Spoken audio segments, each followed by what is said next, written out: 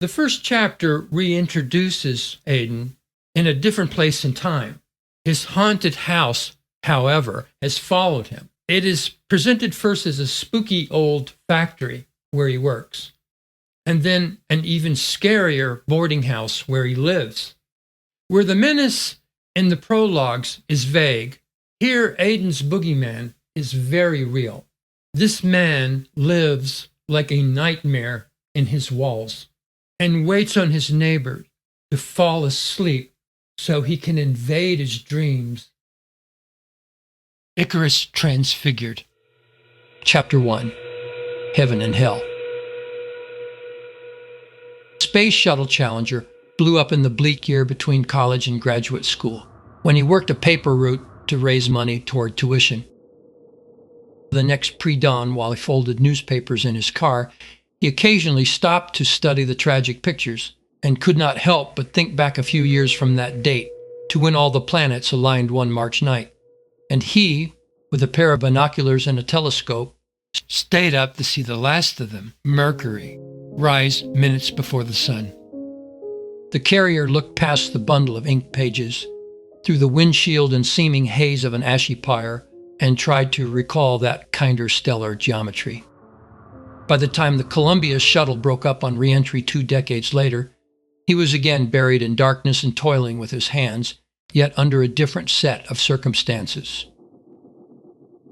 Aiden Langford Gage did not like his job working part-time as a night janitor for a prosthetics manufacturer, but it was an occupation that gave him time alone with little supervision. The staff was skeletal on the graveyard shift and oblivious to his comings and goings. Still, he was a conscientious worker and became self-conscious if there was not enough work to keep him busy. The college graduate did not mind the unglamorous nature of his profession, and being left to himself was a key draw. Consequently, he spent his lunch break sitting on a drum of industrial floor polish in the supply closet, writing in his journal. He was poking in his bag of discount cheese puffs when the closet door opened. Eddie, the other night janitor, came in and pulled out a stash can of lukewarm beer from behind several bottles of window cleaner. Nosy, he peeked at Aiden's scribble, prompting the writer to shut the cover on his personal venture. "I heard you're pulling up stakes," plained the co-worker. An economical response was offered to dissuade probing questions. Eddie took out a crinkled, half-used-up cigar from his shirt pocket. Lighting it, he blew smoke over shrink-wrapped rolls of paper towels. His words followed the plated swirl with disinterest. "So where's it you're going?" "Stone's Throw." "College town, right? Lots of cute co-eds. Those girls will drop their pants for the price of a dime beer. Or for free if you have a camcorder." The fellow janitor weakly acknowledged the off-color remark. Eddie was glummer after his second puff. "By the time they hang up their gowns and mortarboards, they'll be a little more discreet." He pulled something from another pocket. "See this?" Aiden looked over the unassuming bobby pin in the man's hand. A strand of hair, presumably female, dangled from it. The custodian boasted, "Found this in the men's room, the ones the suits use upstairs. Looks like a bit of hanky-panky to me." He shoved the hair accessory back out of sight. "I know the personal effects of every employee in this place, every stick of fruit gum, and every pricey bottle of cologne. For all the dirt I dig up, I should go into blackmail and give up mowing yards on the weekends with my brother-in-law." Aiden did not keep track of inter-office intrigues. "Did I ever tell you about the weirdest thing I found in the trash upstairs?" Eddie nudged gleefully. "Photocopies from the copier room. Too dark to keep, apparently, but not too dark to make out what was on the paper." A wiry grin sprang to his face. "They were copies of 9 photo ID tags taken from the front office. There's 100 tags on that pegboard. But these were the tags of the 9 hottest women who work here." He leaned in with a piece of deduction. "Some sicko was starting a little fantasy picture gallery. I bet once he got his contrast adjusted, he raced down to Kinko's to get his masterpieces laminated." The reticent janitor hooked the last of his cheese puffs from the foil bag. Eddie stubbed his cigar against the utility cabinet, punctuating the story with a postscript. Those photocopies are spooky, though. Like those spooky photographs of those 9 student nurses. You know, the ones that Richard Speck guy killed, the guy who got a boob job in prison? It was difficult for Aiden not to correct others on facts of his acquaintance. 8, he interjected. 8 student nurses. But it was 9. 8, the coworker reiterated. Gerhard Richter created 8 portraits, 1 for each nurse. Eddie had no idea to whom he referred, but begrudgingly accepted the correction on clearing away his contraband. He turned to the door and, with as much sincerity as could be mustered, said, Anyway, good luck, wherever it is you're going. On putting away his dust mop, Aiden made one last tour of the building. A few morning people were beginning to trickle in. 1 or 2 greeted him in passing, though none bade him farewell. Belinda, who worked in accounting, was about to speed by when she caught him at the door and pouted. I hear you're leaving. The janitor could always find 1 or 2 words for her. Yes. We're going to miss you. We? She grinned. I mean me. His eyes darted over hers before settling on the door behind her. The secretary was plain-spoken. Why didn't you ever ask me out? Her words came on him, too suddenly to compose his response. He blurted, I'm sorry. The reply fell somewhere between heartfelt regret and a forced apology. Belinda, not sure what to make of it, slipped by with a less confident smile. Aiden stepped briskly out the door to draw the graying dark around him. It was an hour before daybreak. The janitor drove past the plate glass storefronts along his well-beaten path and pondered whether his impending change of address would make any difference. Too many choices in life made him indecisive, and indecisiveness left him with no choices at all. Regardless, he wanted to believe he was more than a loose affiliation of molecules. And somewhere down in the middle of the soup was one unswerving conviction that, entirely selfless or entirely self-serving, would settle his course in the world. Hairslite did little to pretty up the rickety tenant house, but aesthetics were never the deciding factor in where the custodian lived. He hated his efficiency apartment, and had hated it for all the years he lived there. Moving never failed to be a traumatic experience, so when he was duty-bound to relocate, he always chose the path of least resistance. This meant his destinations were often as undesirable as they were convenient. In his current situation, he was obliged to suffer indoor carpeting, a faulty kitchen faucet, and pest insects. He was fiercely private and reluctant to call the property manager with a complaint that required repairmen showing up on his doorstep.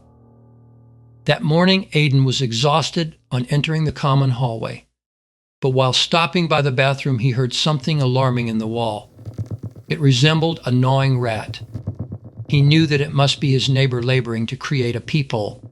The man in question, with whom he shared the bathroom, was the one thing that made this house unqualified in its misery. He stole his hallmate's mail and played malicious pranks.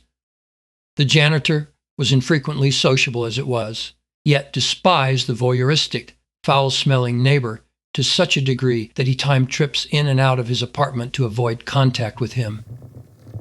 From the acoustics, it was clear the odious tenant was not trying to bore his way into the bathroom, but into an adjacent apartment, one vacant for months. Perhaps someone was moving in. If so, it was undoubtedly a woman to elicit such industry from the depraved man. Aiden had confronted the neighbor only twice about his behavior, and with a show of clenched lip emotion that betrayed his contempt. Both times he endured increased harassment as a result. He nonetheless went around to the corner apartment to leave a note alerting the new tenant to the situation.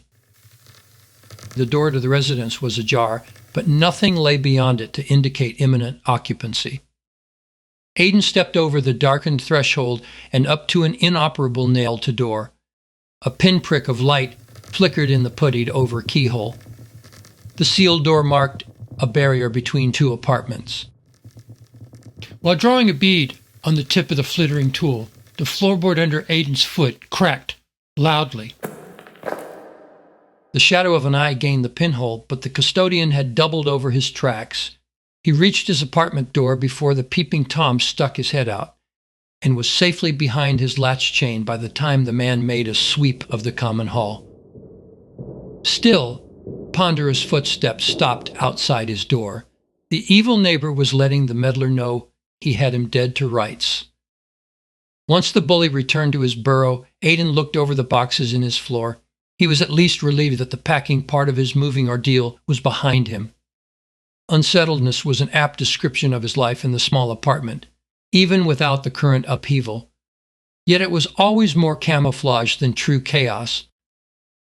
A pot pie was placed in the microwave, and the 6 minutes of cooking time were used to doctor a piece of duct tape masking a hole in his shoe.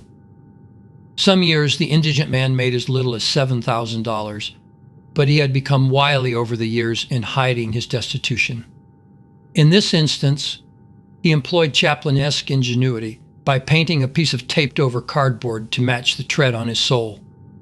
He could perhaps work more and afford better footwear and even better groceries, but preferred working as little as possible, and at jobs that made few demands and required little interaction with others.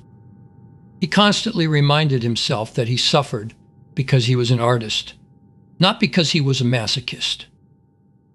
His CD player was still unpacked. Schubert's D800 87-string quartet was inserted into its retractable tray. With headphones on, the audiophile began pitching back and forth from his waist at a steady clip. This was the most persistent of his tics, and with or without music, it was the one activity he did each day that completed him as a person. He was a creature of many repetitions, and executed his days according to rigid schedules that varied little, from eating the same TV dinners to listening to the same music to wearing the same clothes. He believed removing unpredictability from his day freed his mind for other pursuits. On this occasion, he wanted the tranquil second theme of Schubert's scherzo to purge his thoughts of the evil neighbor and of Belinda. The secretary and he had exchanged a few glances, but the shy janitor was always remorseful when his across-the-room stares turned into up-close and personal encounters. Poverty was his ready excuse for why he did not date. Still, this reason was never enough to offset another round of self-recrimination when it came to women. The headphones were removed at the music's conclusion, and he paced between boxes in a delayed conversation with the secretary. "I am a coward," he lamented. "A coward. There's nothing to say in my defense. Nothing you would understand. Nothing."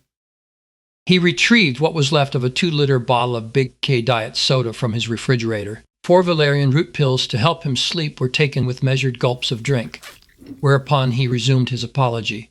"There's nothing I can say. Nothing at all." A tablet for his acid reflux was popped in his mouth with the last chug of soda. "The next time will be different," he assured himself. "The next time." The noise-muffling fan in the floor was switched on, and he crawled into bed. His nervous body threaded the slipstream of whirling blades, leaving his regrets to peel away from his cooling skin like hinges of singed paper. "The next time," went the groove-worn mantra. The next time. Not recognizing the public bathroom, the traveler knew he was at a place in sleep where he stopped willing his thoughts and they started willing themselves. He glanced down at the splashing tap and over dribbled pages of his open journal lying beside the sink. He was writing earlier, but the runny, now marbleized ink was illegible, but it was not uncommon for him to be illiterate in his dreams. Dabbing his eyes, the suitcase was lastly noticed. Torn pages from the journal were heaped in it. He tossed what remained of the intact book into the compartment and fastened the lid. The suitcase trundled behind him. Its wheels hung up on cakes of plaster along the corridor. Aiden gathered he was in that most dreaded of places, an airport. It was empty and, going by spackled drywall, still under construction. This was a reasonable assumption to make. However, a disturbance in the wall, like a small file or auger, suggested another source for the spreading piles of debris in the floor. Aiden had no desire to linger in the vicinity, for fear some malignancy would erupt from the plaster and seize him. An announcer's voice crackled over the intercom, but the traveler knew where he was. He was in Los Angeles, where halved hermaphrodites and Paleolithic tar pits dotted a fearful phobic map. Dusk here was known to turn Pompeii red, and spilled down from Benedict Canyon in disquieted, erythrocytic shades. Stopping at a window, the wary dreamer spotted people amassing on the tarmac below. They pointed at the sky. Something more primal than the perilous drop gnawed at his reptilian stem. The runway beyond the gawkers was as wide as a football field and stretched over a crystal-clear horizon. The effect was one of parallax, where, as on the moon, a lack of atmospheric distortion makes it difficult to judge the size and distance of landscape features. The tops of Aiden's feet began to itch. The septum in his nose tingled. He felt tremors of an airplane still too far away to hear, and in not wanting to confront the enormity of it, advisedly melted away from the scene. A single rental car was parked on the parking lot. The out-of-towner dragged his suitcase over the disobliging blacktop toward it. Sunshine turned to shadow on the back of his beating neck before the task was completed. He did not look up to see what blotted out the light, but his sense was of something winged, colossal, and frozen in place. It was not passing in front of the sun, but the sun was passing behind it. Shoving his luggage in the back seat, the motorist sped off in search of an exit. His means of transportation better compared to a soapbox coaster than to an automobile, in that gravity more than combustion propelled it. The scenery through the windshield was similar to an effect seen in old movies, where a moving background was rear projected onto a screen behind a stationary car. He needed to get to the other side of town where the skyscrapers were, but it was impossible to judge the skyline's distance given the briefness of seeing it between concrete parapets. In one glimpse, the buildings were small models situated close and cleverly camouflaged to fool the eye. In the next, they were immense towers hurling shadows onto the San Gabriel Mountains miles away. There was little time to fret over the frightful panorama, since other cars, like corpuscles slithering over his fenders, urged him forward in a stampede. He needed to stay the course to arrive at his friend's hotel, which required a trip into the hills. Aiden knew the LA City map well, at least from the 10 freeway northward to Mulholland Drive. Unfortunately, each boulevard sign in passing was composed of randomly arranged characters of the alphabet. At first, palm trees were sparse, but shortly they became behemoths packed tightly together. The circumference of each could not be closed as an idea, although their height offered the more daunting prospect. Fronds of these prehistoric ferns appeared sutured together and allowed only a few pencils of light to escape. As his climb continued, the road darkened more, not from trees but from a stifling haze the violet color of iodine. The narrow byway became nearly vertical, which required Aiden getting out and pushing his feeble mode of conveyance through the thick smoke. Vehicles in the opposite lane resembled comets of crumpled steel dropping from the sky. He heard them before he saw them, and each showered him in a hail of black ice. Initially, the cover was presumed to be a fire burning in the hills, but on reaching a clearing, the whole city was under the same bluish-brown cloud. The phobic man abandoned his car and crouched to minimize vertigo. Scenic magnifiers were spotted around a terrace. These identified his location as the Griffith Park Observatory. Drawing courage, he scanned the western edge of a cliff in search of the Hollywood sign. Large freestanding letters broke through the smoke in a greeting. Something peculiar lay at the base of the H. Aiden knew instinctively it was a carefully folded coat weighted with a purse. A magnifier, he was certain would confirm his suspicion about the body of Leaper and doomed actress Peg Antwistle, being lower on the face. He turned instead to the planetarium. Relief was sought from his excitable state, yet past the entrance, a scaffold of a telescope presented a new dilemma. It peered with menace through a crack in the high dome. Here too he need not look through the eyepiece to see on what it was trained. Gaseous objects were visible through the parted dome doors, each sufficient in radiance to burn away the encircling miasma. Falling stars dissolved as an ocean when the pincers of Scorpio appeared, and then the ragged, variegated edge of the Trifid Nebula.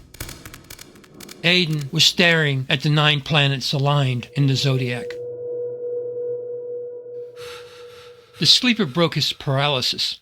Sweat was spread thin like glue under his t-shirt. He clung to the corner of his still-spinning mattress.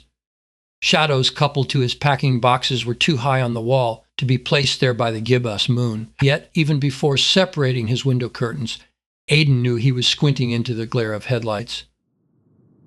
His car had been left unlocked, and the ever-opportunistic neighbors seized on his inattentiveness to switch them on. Kicking off his covers, he charged outside to deal with the situation and spied his wicked persecutor snickering from a kitchen window. The miscreant was backlit by a bare bulb, and his dark mouth dipped into the semaphore of the janitor's dream. The false awakening was a temporary setback, but half the day was gone by the time Aiden pried himself from bed. He staggered to the refrigerator, rough and pasty-tongued from his pills, but forgot about having finished the soda the night before. He crossed back to where he had been rocking in place earlier and gently removed the photocopies of his co-workers from the wall.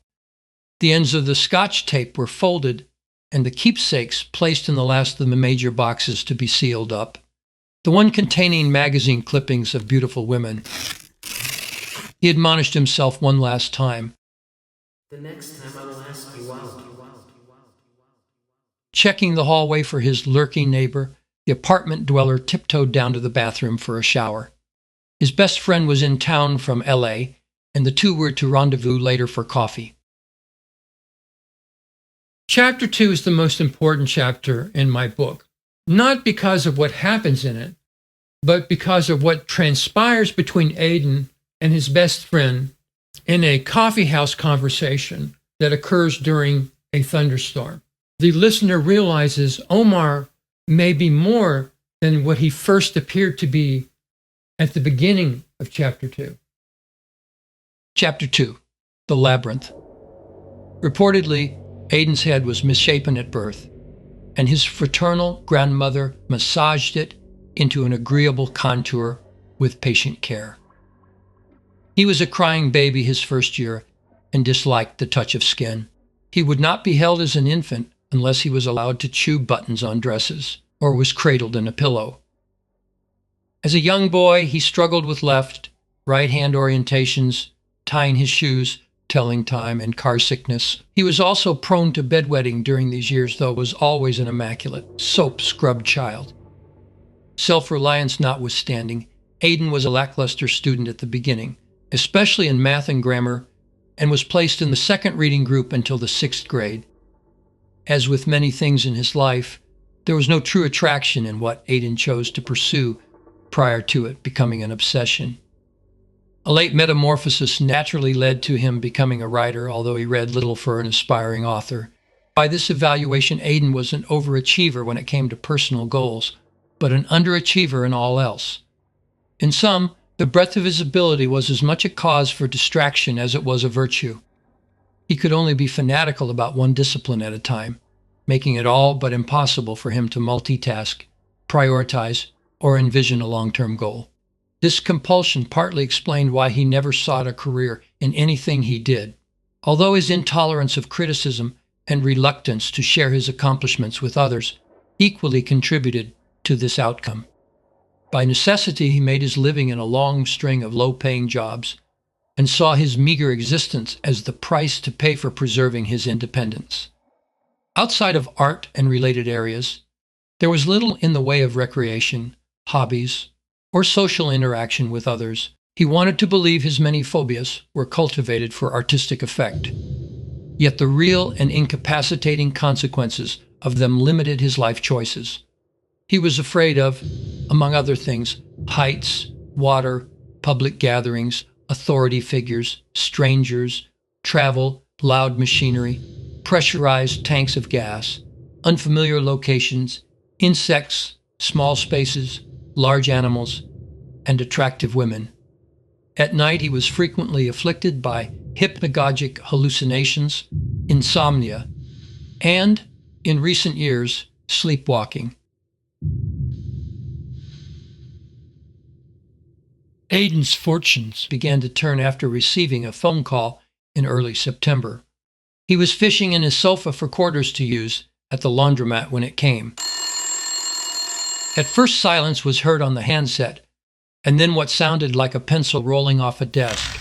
This was followed by a grunt and the squeaking of a chair. Perhaps someone retrieved the pencil.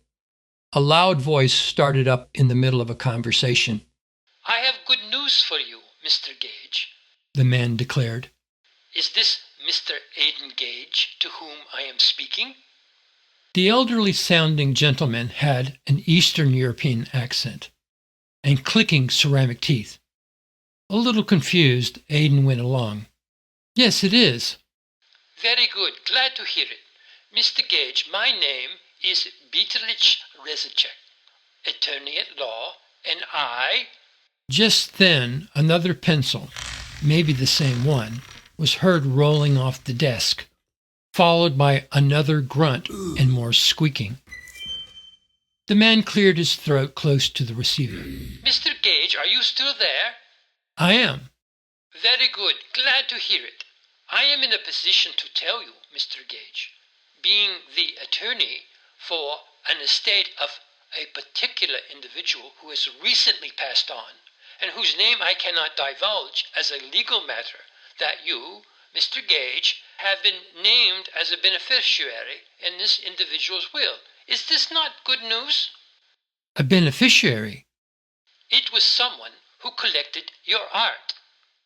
Aiden never exhibited much as a painter, and never bothered to collect the names of those few individuals who purchased his work. Mr. Renzicek continued. "The estate has left you a rent-free studio, as well as a monthly stipend. This, of course, will require you relocating to take advantage of the situation." "Relocate? Where to?" "It's a place called Stone's Throw, and it is not far from Chicago. Have you heard of it?" "I think so." The lawyer added a few details. "The house is a curiosity, as you will find. The builder made his reputation designing miniature golf courses in the 50s and 60s, and in its original construction, the residence had no electricity. It has every amenity now. The property nearly burned down several decades ago, and was subsequently rebuilt and wired to code." This information went no way toward clearing up the recipient's befuddlement, and as quickly as the strange conversation started, it finished. The lawyer gave the painter his phone number and left him to think about the offer. Aiden called back within the hour to accept. Stone's Throw was an hour away and considered a distant suburb of Chicago. It was not so remote as all that, and it might be exactly what the artist needed to jumpstart his career as a painter. It was change, and any change was good. It was about this time he heard from his best friend, Omar Bentham, who flew in from Los Angeles for a few weeks to visit his father. The senior Mr. Bentham's business was buying old hotels and renovating them, several of which were in the Chicago area. His son maintained a permanent apartment in the oldest of these in River North near the Gallery District.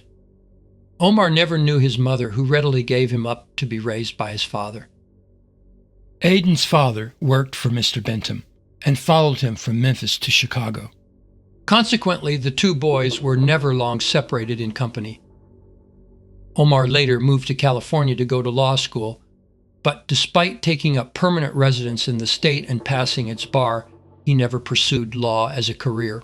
Aiden was not sure what his friend did with his time apart from his two socially marginalized passions, metaphysics, and, unapologetically, prostitutes. Still, Omar was significantly more outgoing than the standoffish artist, although the mutual friendship both men shared was the most valued society either would claim. Aiden, having been a clumsy boy with no athletic interest, was the target of bullies in school, and the sturdier boy was only too glad to be his protector. It was a perfect marriage of passivity and assertiveness, both in a social and intellectual sense. On this occasion, They decided to meet at an old haunt of theirs, a trendy bohemian coffeehouse on the near north side, before the artist's pending move. A ceramic Buddha served as a doorstop, while the ceiling fan encouraged a cross breeze to dampen the smell of fresh turquoise paint. The thrift store furniture was, by then, tack dry and drawn into service. Aiden was the first to the establishment, as usual. His friend strolled in some minutes later. It was a study in opposites to see them together. Omar's arrival into any room was somewhere between Christ's entry into Jerusalem and Nietzsche's Zarathustra descending from the mountaintop. In short, the former high school wrestler was a force of nature. Even his small gestures were combustive.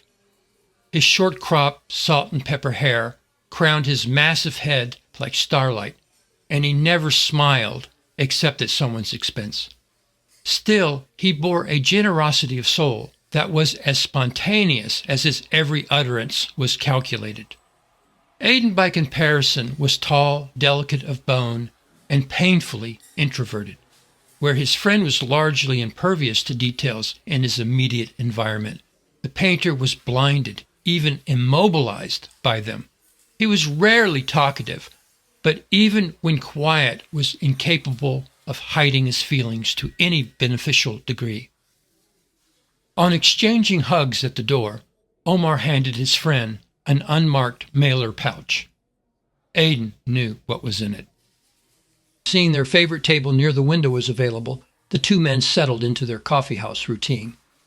Omar drank his latte with unbridled gusto, while Aiden nursed his like a baby chick. After dispensing with obligatory niceties, the two caught up on recent history. The mysterious benefactor intrigued the lawyer. When he inquired whether the person was a he or a she, his friend erupted. Well, who else is going to buy one of my paintings? Have you ever known a woman to like my art? Why do you think I've never had a real girlfriend? Omar chuckled. If you painted nudes, you'd have a sweet little setup. You wouldn't have to anesthetize them like some pervert dentist, or put hidden cameras in the female employee's changing room like some low-life restaurant manager. No one judges Klimt or Delacroix for sleeping with their models. It was part of their effete charm. Aiden frowned at the libertine ethics. Omar expanded on his advice. Look, Addie, painting naked chicks is a great way for someone socially stunted like yourself to meet girls. Besides, after you've slept with them, you might actually paint them. The artist was eager to change subjects. Have you ever been to Stone's Throw? I hope it's more than one gas station along the road where people stop to pee. It's a college town. I'm sure they'll have at least one coffeehouse and one cute girl to look at while you're sipping your brew. Having said this, the friend eyed the tattooed barista behind the espresso machine. He spoke bluntly. You know, Grasshopper, when she's 50, those tattoos will be faded and sagging on her flaccid arms. She'll look more like a carny than a muse. Omar often referred to Aiden as Grasshopper when he assumed the role of teacher over his susceptible friend. The pretty girl was suddenly a distraction. The lawyer sought to win back his friend's attention. I see where they're showing The Day the Earth Stood Still, over on the northwestern campus Saturday. We should go before you leave. Omar's expression took a puckish turn. I think The Day the Earth Stood Still is a liberal's benign view of space aliens, whereas Invasion of the Body Snatchers is conservative. You see the same relationship between E.T. and Alien. Which do you think will be the case? Goaded Aiden. Are aliens going to be peaceniks or conquerors? Omar glowed and pondered, which was an overture. When we look to the heavens, it is only to find our own faces in clouds. Fears of a coming world war set the mood for the War of the Worlds. The clandestine Cold War created the pod people in Invasion of the Body Snatchers. Leisure-class computer gamers dreamt up the virtual baddies of the Matrix. The boogeyman is always defined in terms of the prevailing culture, as are the aliens of our better nature, like E.T. and Klaatu. What can we expect from higher intelligence, then, if they're not going to stand on the gangplank and lecture us on our shortcomings, like Klaatu in The Day the Earth Stood Still, or hide themselves in the woodwork like in The Matrix? Omar flicked his wrist dismissively. Higher intelligence is a misnomer, unless you're foolish enough to believe technology equates with intelligence. For all our dribbling on about artificial intelligence, what we know with certainty and do with impunity in this universe makes for a paltry list. The space shuttle dates from the era of the 8-track tape deck. It barely flies with spit and duct tape. So aliens aren't going to be godlike, hopping around from galaxy to galaxy in wormholes? Omar was quick to disabuse his friend of the notion. Jacques Vallée argued extraterrestrial manifestations stay just ahead of a developing civilization. This might give their vagueness a degree of intellectual cover, but subjective reports of this kind lack the empirical heft of ray guns torching cities to the ground. I am more inclined to call these little green men mischievous demons or goblins, since galactic conquest is clearly not the object of their gaslighting and college pranks. What's out there, if not little green tourists? Like I said, we are the true subject matter of any picture we paint in the sky, which leaves only the canvas itself, infinity, unaccounted for in the total picture. Aiden sighed. How's infinity analogous to anything? You can't put it under a microscope or see it in a telescope. Omar frowned, settling into his professorial tone. I intend my analogy to canvas in this regard. Infinity is the presupposition that prefigures every other supposition nested in it. But you're right. We can't put it under a microscope or telescope.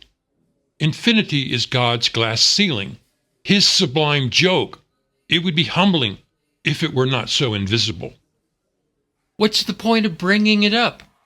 Because it's a clue greater than any message or visitation from a spaceman. Its presence in our mind is more illusion than illusion. Aiden knew an explanation was to follow. We have trouble thinking outside of our space-time continuum, of imagining, for example, reality in itself might be something apart from the universes we suppose to come and go in it. Yet whatever reality is in itself, it is not time or space dependent by definition. Its highest achievement does not exist in some brave new future or fabled past, but always in the here and now. What would this highest achievement be? The friend propounded. If all reality is surface and has a finite beginning, then it should be a simple matter to draw up a list mapping out their connections in rough order, right? Yet every cause begs another one to proceed it, and so on and so forth, ad infinitum. We work our way through these chicken and egg riddles, one at a time, until they exhaust at some inconceivable first cause. We can either accept this last brick in the wall as a final explanation, or not. But few who walk away from finished walls carry off an empty wheelbarrow. And this puts us at the glass ceiling you mentioned, hazarded Aiden. We are trapped, The friend stressed. in a labyrinth of infinite regression, from which we cannot extricate ourselves. Our only recourse is to envision more walls, and with the hope we can shuck and jive our way to an explanation that ends our insatiable appetite for explanations. The friend despaired of the conundrum. Omar probed his idea further. The question arises, is there anything inside this maze that points to an outside of the maze? Is there something beyond our realm of endless bricks begetting bricks and walls begetting walls? Something suggested by the very nature of infinity? Is there? The teacher pushed away from the table, freeing up his arms to gesture. Every child ponders the endless heavens with puzzlement, and in a way, adults cannot answer. Yet this world's strangeness children find themselves thrust into leaves them feeling like abandoned orphans at a bus depot. There are no ladders in or out of this place, but every child has a sense memory of just such a ladder. A breeze rose in the open doorway to disrupt this disquisition, catching a stack of loose flyers and sending several sailing over the threshold. Omar fanned his large hand over the top of the table. Remember when we were children, Addie? How larger than life everything was then? How the further back we go in time, the more wondrous it becomes? The artist smiled. Yes. Do you remember your birth? Of course not. Do you have any recollection of a beginning to you? A point where you were new in the world? No. Do you remember the first time you saw a starry sky or heard a bird sing? No. The first time you felt a desire? No. Omar paused. Do you feel like you've always existed, have never not existed? Aiden thought on it. Now that you mention it, yes. That your life had no actual beginning? Yes. The friend squeaked in his chair, darkening. That's because your memory preceded you into the world. A stronger wind wafted in from the sidewalk, smelling of rain somewhere down the street. It wrapped a loose flyer around the Buddha, hiding for the moment his smile. Both men looked over to see the fuss and the gathering clouds pushing the last of the late afternoon light up the block. The congregant spoke disconnectedly. Memory? Furrows on Omar's brow deepened in the dipping light. He tapped the edge of the table. A piece of a puzzle lies in every experience of sense, Grasshopper. A picture already finished in our heads at the time of our births. Coming to it is not a process of discovery, but of recovery. And from our inception, it passes into us with such transparency, we experience no discontinuity in receiving it. Reality's highest accomplishment is we're born knowing everything, even as we are bound of necessity to commit most of it to forgetting on leaving the womb. Aiden offered a challenge. Couldn't all of this Platonic stuff be a recasting of our childhood through rose-colored glasses? Omar stiffened. Everything we are, everything we value, dates from our childhood. Native Americans say we inherit the earth from our children. And it's true. I think many folks abort their inner child early on, empathized Aiden. Omar sighed. When it comes to recovered memory, some opt for minimum coverage. They wake up in a dark room with a flashlight in their hand and have no interest in knowing how they found the flashlight without first having a flashlight. The friend agreed. A flashlight may be able to cast light on everything but itself, but what it illuminates is enough for most.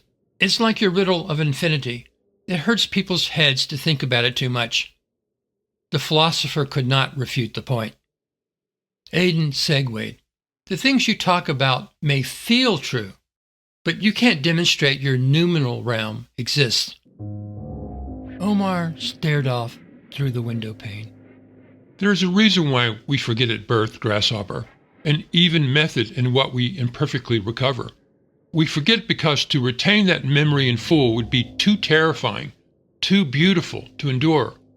Forgetfulness is the price of admission to enter this earthly realm, and what we recover is only what serves us in this place until, in death, we can bear to have the remainder of that memory restored.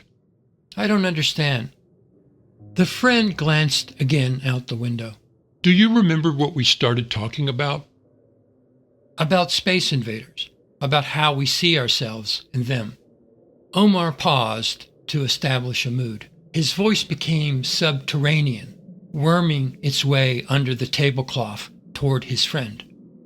Here is proof of the noumenal realm, Grasshopper. Uncolored, by fond remembrance. Aiden, hearing thunder over the skyline, moved in closer as the sun shrank from the windowsill. The professor continued in his graver tone. The boogeyman is also an enigma born of childhood. But unlike infinity, this enigma can grow legs and bump into furniture.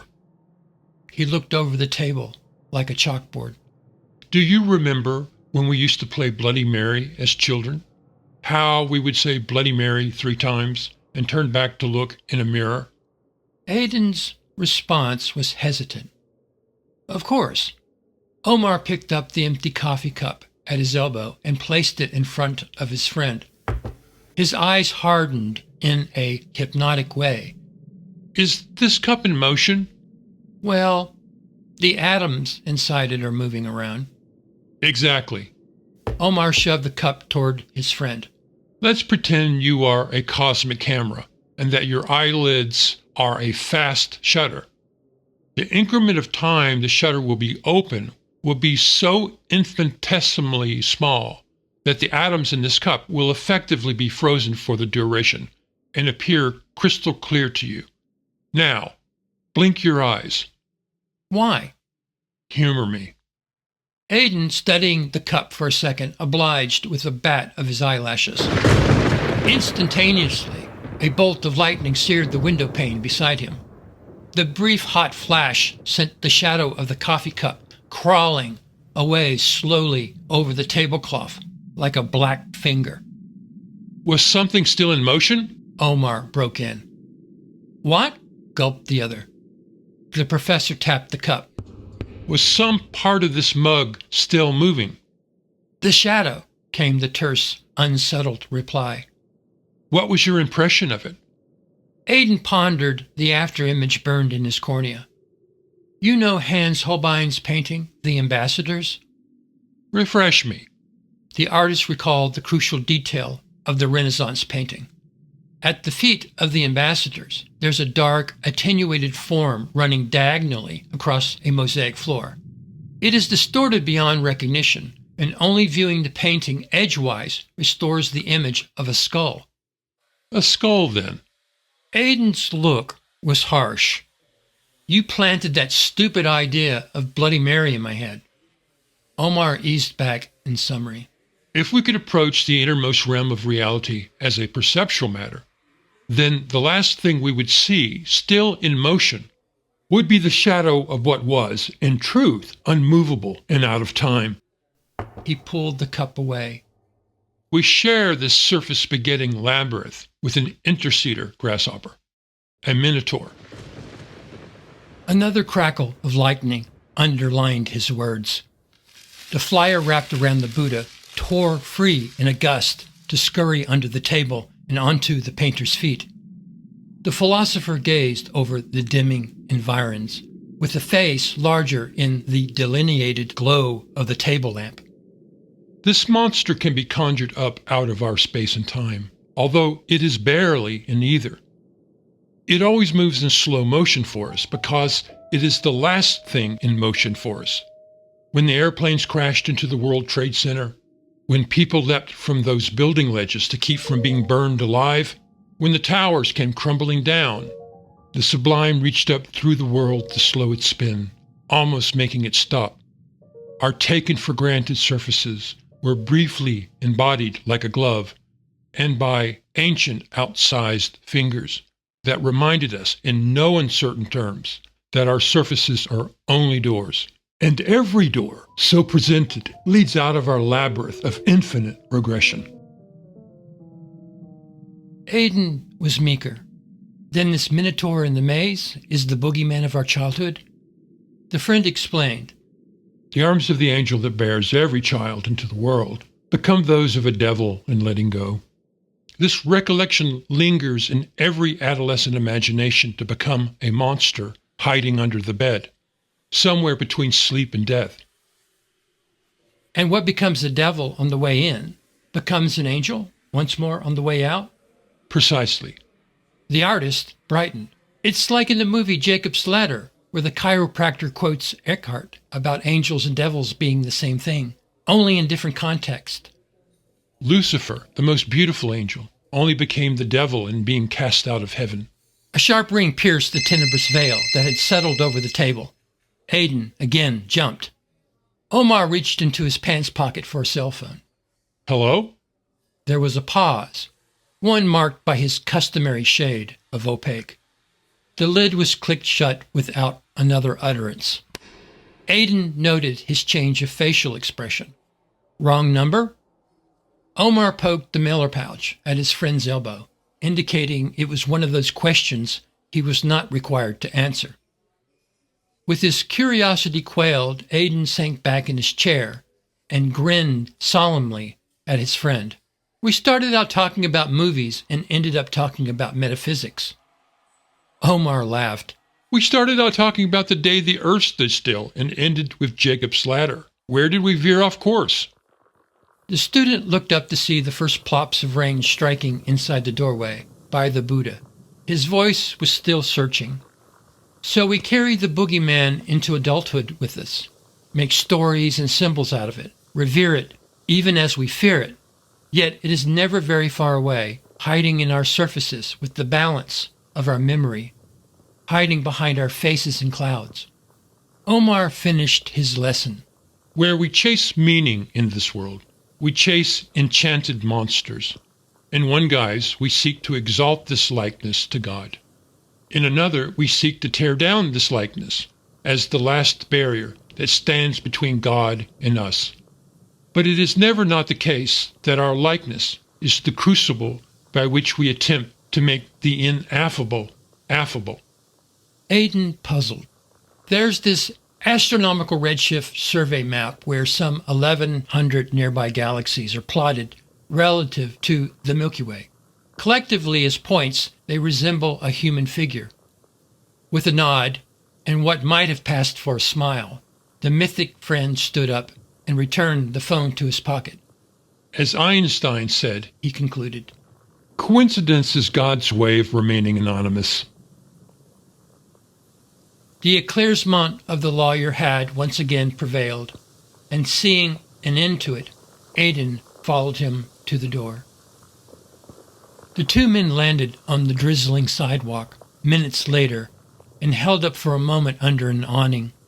Aiden, thinking again of the phone call, inquired, "Do you have a hot date tonight?" I'm staying in. "No company, then?" I didn't say that. "Well," A roommate. he confessed. "What? Are you sleeping with building staff now?" Omar hemmed. I know. I'm breaking one of my cardinal rules. Aiden chided him. "You're getting sloppy in your old age." The lawyer shrugged indifferently. She's new to the building.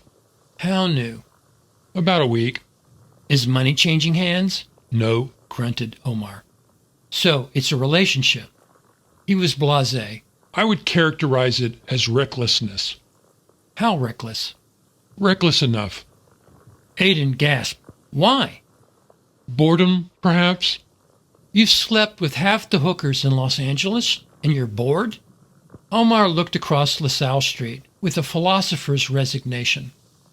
Biology is forever pulling some cute piece of tail through the water like bait, Addie, tempting guys like us to spill our seed into a river where our bodies cannot follow. Of course, by the time we get to be our age, we know it's a ruse. By then, that aspect doesn't matter much anymore. It has become about something else. "What are you talking about?" The friend turned it another way. At some point, Grasshopper, you drink from the chalice, even though you know the wine is poisoned. Sometimes the highest virtue, the final virtue, is getting out of your own way. In their distraction, neither man saw a boy walk up to where they stood.